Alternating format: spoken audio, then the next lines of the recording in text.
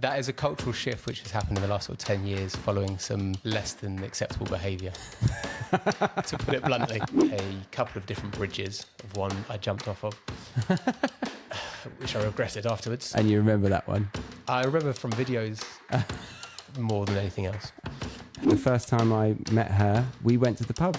That's true. So That's babies true. are allowed to go to the pub, aren't they? I think it used to be much stricter. The rise of the gastro pub, good food. Yeah. And that brings the family instead of just the boozers. Like one of our friends, Steph, she said she was in the pub within 2 or 3 days of having had her newborn because she was just a bit bored of the baby sleeping. So she took it to the pub. Yeah. Yeah. And she's not getting plastered. She's just enjoying the atmosphere, which we will talk about. Yeah. Hello and welcome to the British English Podcast, the show that helps you better understand British culture, British English, and actually those are the only two things. And I'm your host, Charlie, and today we are with a guest that is a friend that goes way back. His name is Jim, and he is here to talk about the meaning of a pub, a British pub. What does a British pub mean to a British person? And he is a British person, so congratulations on that, Jim.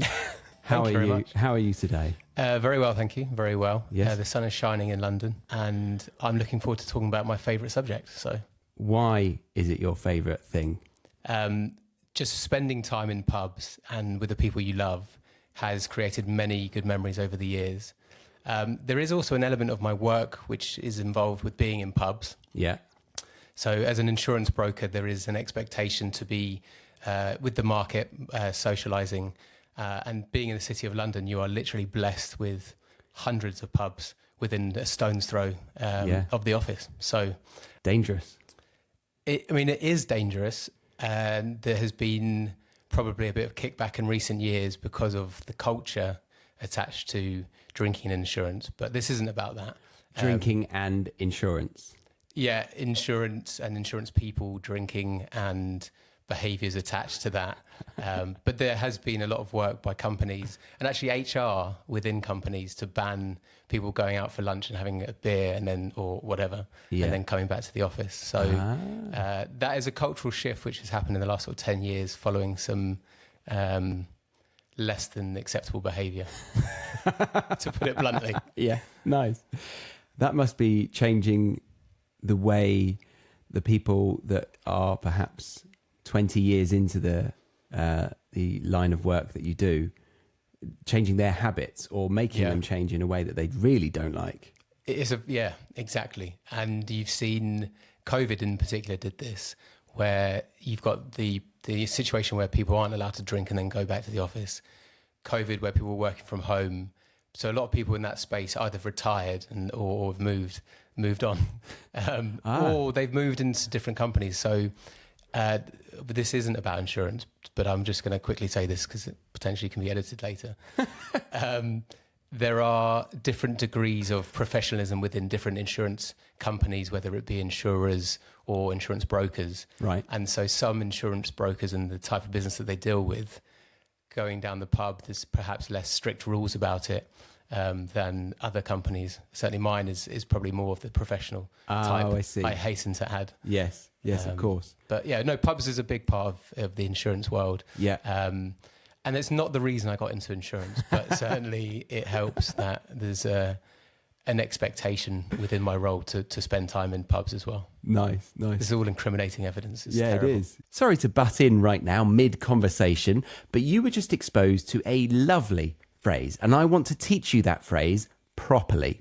To do so, I've created a PDF covering the definition, example sentences, context in which natives use it, which is really valuable for you, collocations, meaning the words that natives use before and after a phrase, and then a couple of good quiz questions to help lock that phrase in to your long-term memory. With this knowledge, you will go from having heard a new phrase to being 110% confident in using it when speaking English yourself. And this PDF is not just covering one phrase, but 10 phrases from this very conversation. You can grab it by scanning the QR code on screen right now, or clicking the link in the description box or the pinned comment below. That link will take you to this page. Fill out your name and email to sign up to my mailing list, and then I'll send it directly to your inbox. We'll make sure to save it for when it's important to take you down. Yes. Let's go back a little bit before we go into the meaning of pubs to you. How do we know each other, Jim? It's a very good question. It's been, so we're 34, you've just turned 35. So we met each other when we were probably 9 or 10 playing cricket against each other. I was at St Lawrence Primary School, you were at the Raleigh Primary School, and we took you down. And I remember opening the batting and got 10 runs off 10 overs, quite prolific scoring rate. And then obviously secondary school is primarily where we became friends. So we were in different forms, but I think our form rooms were backed onto each other's. Yeah. And there's a big group of people who I'd been at. So from Raleigh, I think there's a couple of you who joined the Howard, not loads, but it was mainly St Lawrence and Eastwick. Is that right? Yeah. About 10%, I'd say. From Raleigh. From the Raleigh, Yeah. And our forms, I feel like they were kind of weirdly connected. Yeah, because of pre-existing relationships from primary school. Yes. Which created a massive group of people. Yes. A gaggle of young folk who were similar-minded. So our friendship blossomed from year 7 particularly, and then went on. We drifted a little bit proximity-wise, uni days and post-uni, and I was out of the country for 10 or so years. Yeah. But we kept in contact, loosely speaking, and would reunite at the pub at Christmas time sometimes. Yes. Yeah. The annual tradition. Yeah, which we will talk about perhaps. And now we live quite close to each other, which is fantastic. And South London vibes. Yeah. Hoping you'll stay, but you never know. Yeah. And you're a new father. You've just taken on a new challenge of responsibility of a new life in the form of a baby. Congratulations. Young Pippa. She's 7 months today? 7 months today, yeah. Wow. And you had the pleasure of meeting her for the first time yesterday. Well, I don't know if it was a pleasure. It was a pleasure. Good, Yeah. good. It's delightful. No, what a change in life. I mean, this isn't about pubs or insurance, thankfully. But yeah, it's been a life-changing event, and absolutely blessed to have her. Yeah. Apart from when she screams in the middle of the night and wakes you up. Yeah. That is few and far between. But it is connected to pubs, because the first time I met her, we went to the pub. That's true. So babies are allowed to go to the pub, aren't they? I'd say the majority of pubs would accept a child. I think it used to be much stricter. I have a feeling that when we were children, whilst I may have gone into a couple of pubs for lunch, which is a theme we talked about yesterday, generally speaking, we were not allowed. But I think the rules in that have changed. And I think that's because pubs have become wise to the fact that there's probably a lot of money that they can be made if they're just a bit more relaxed about it. Yes, and the rise of the gastro pub, good food. Yeah. And that brings the family instead of just the boozers. No, 100%.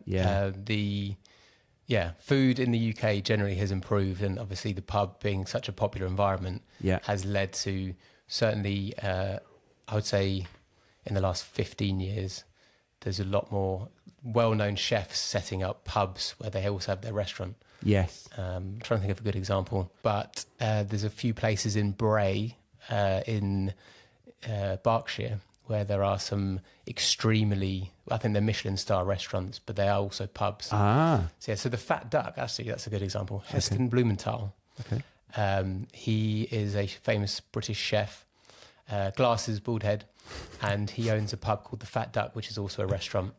But I think it has 2 Michelin stars, so we're talking serious food. Serious food.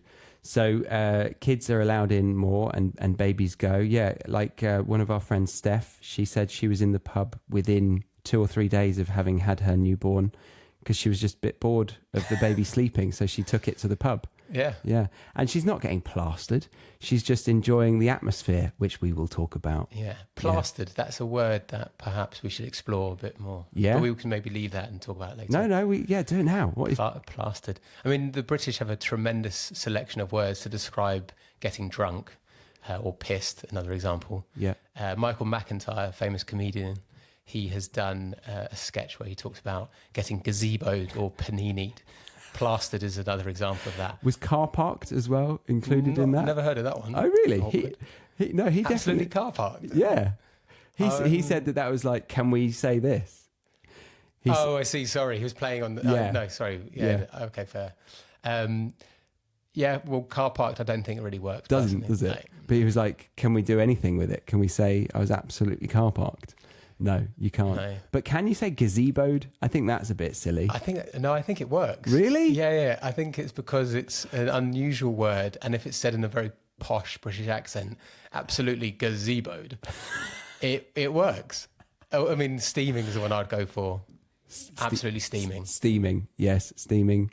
What else is there? Dribbling.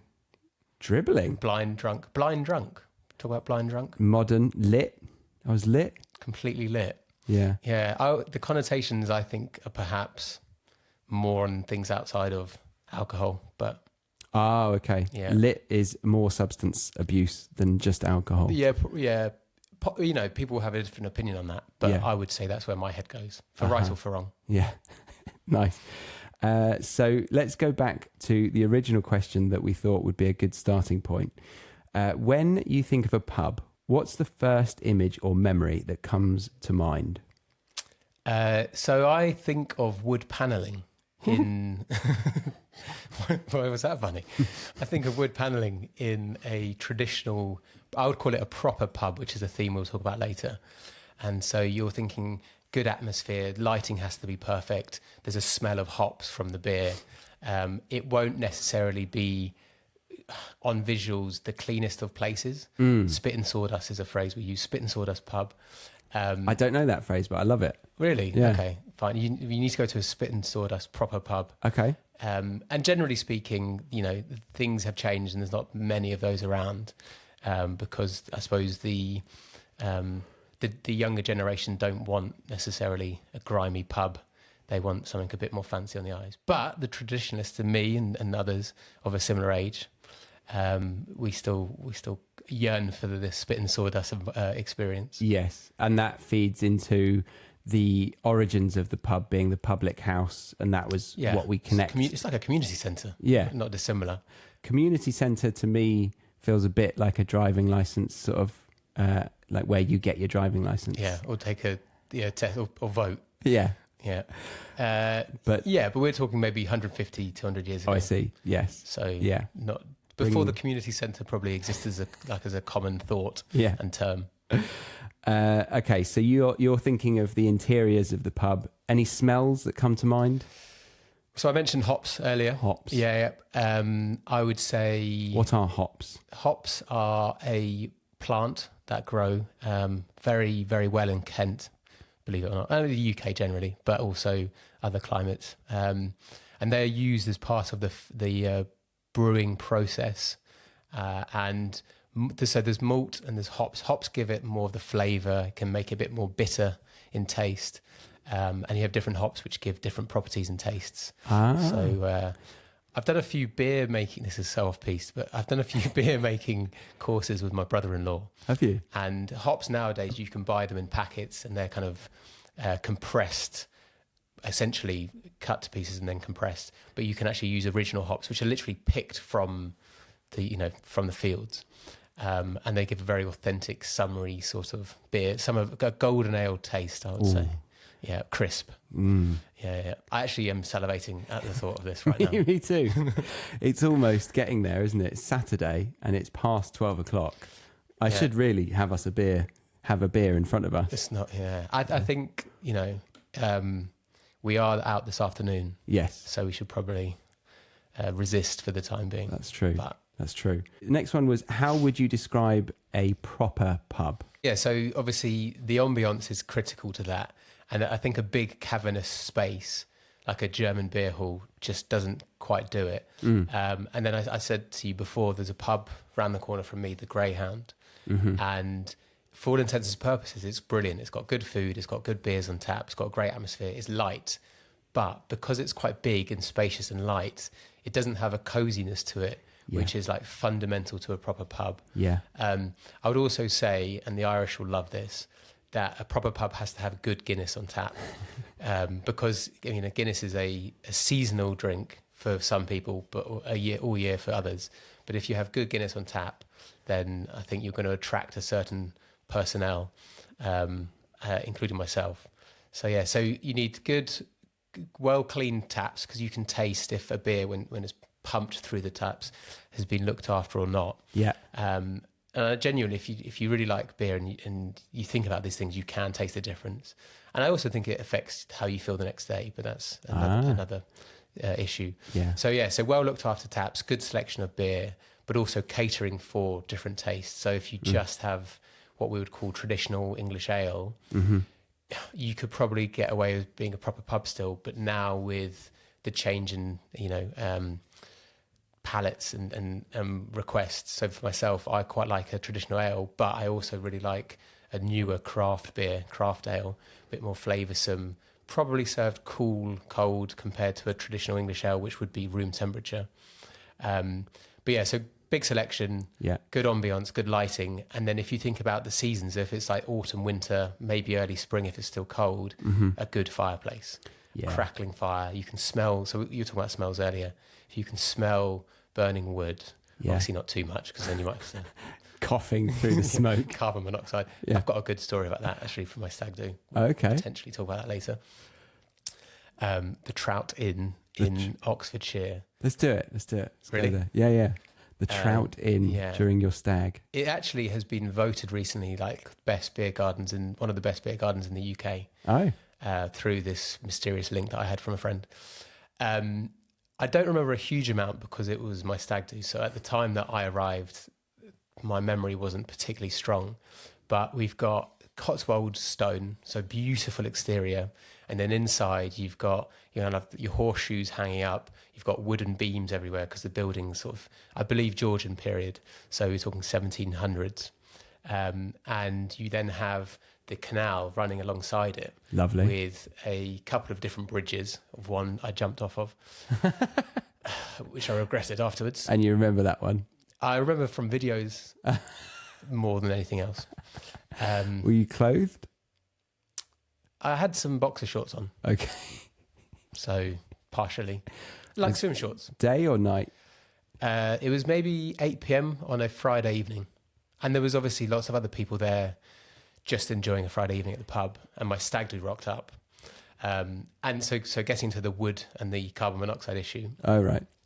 So being a proper pub, which it is, it had a big wood burning stove in the corner, and we were eating. So again, gastropub, so it had great food. Yeah. And we were eating our dinner, and then I think it was Mackenzie, one of our school friends who we mentioned. He decided that the fire needs to be lit, even though this was middle of July. So it's like 22 degrees outside, and basically it's not setting up the wood burner properly. And what we didn't know, because bear in mind, the pub didn't want this or know about this. And how did they not see you trying to light the fire? They did eventually. Oh, right. And they were like, no, you can't do that. So a flume from the wood stove was closed for summer. And so it basically started billowing out loads of smoke into the restaurant, had to basically evacuate the place. So it's essentially like starting a fire just randomly in a room. Yeah. In a pub. Yeah. Utterly ridiculous. I mean, utterly nonsensical behaviour. But I suppose this is what I've talked about before on this show, how Brits get a bad name for themselves going abroad and hosting their stag do's in like Poland or the Czech Republic or like Hungary, like going and just being loud. Sofia, Bulgaria, Matt Roberts. Just being absolutely horrendous. Yeah. The worst form of ourselves, but you might argue the best form or not. Well, it's free form. So there's almost freedom to express oneself. Inhibitions. But it's also driven by perhaps an idea of how to behave on a stag do. It brings out the child in the individuals. Yeah. And if you're in a group, your inhibitions, as you say, evaporate quite quickly after a couple of drinks. Yeah. I wouldn't say a pub though, because they don't really have pubs, do they? It would be a bar. Yeah. Different vibe. Yeah. Yeah. Did you get dressed up sillily? Yeah. In a silly way? Few outfits. Few outfits? I think the most memorable was the Just Stop Oil t-shirt that I was put in. The what? Just Stop Oil. Oh my God. Yeah, with my father, actually. My father was a surprise guest on the second day. So he arrived on the Saturday morning, unbeknown to myself. And so that was great, wonderful surprise. But not normal to have your father on a big stag do. Some people do a one evening stag do that's a bit light-hearted, and they would invite their in-law, maybe, like the father of the bride and their father. But most of the time, if you do a proper stag do away, I don't think many people invite their fathers. But your dad is quite liberal, shall we say? I think he's up for a good time. Yeah. I think it benefited the fact that we didn't fly anywhere. So this was in Oxford, where we met him. Yeah. And the 2 days was spent, or 3 days, sorry, was spent on a barge going up and down I think it's the Grand Central Canal in Oxfordshire. Okay. So for him, it was a 2 hour drive or hour and a half drive to get to. Whereas if you're flying abroad, as you say, unless they are really keen to come, then generally they don't actually participate. Yes. Okay. So you were dressed as a campaigner, a Just Stop Oil campaigner. Just Stop Oil as was campaigner. he, actually. In orange. In orange. Yeah. Had an orange hat. Did you get any hate? I got lots of hate. I actually genuinely got started on in a toilet in a pub in Oxford. And I was just like, look, sorry, mate, I'm on my stag do, please, can you just calm down? And I think then he was just, he was actually, I think, gutted that he couldn't then pick a fight. So. Yeah, that makes sense. But, okay, let's focus in on the feeling towards pubs a bit more. So we're actually going to leave the free version of this conversation here for today. The full episode is available for premium podcast listeners or members of my academy. To learn more, you can go to thebritishenglishpodcast.com. But if you're not interested in doing that, then remember to get the free PDF that helps you go from confused about the advanced language that came up in this episode to completely confident to use them yourself next time you're speaking English. To get that, scan the QR code on screen right now or click the link in the description box or the pinned comment below. And if you're wanting another video to watch right now to improve your English, then I reckon you'll love this one on screen right now. So, see you in that one.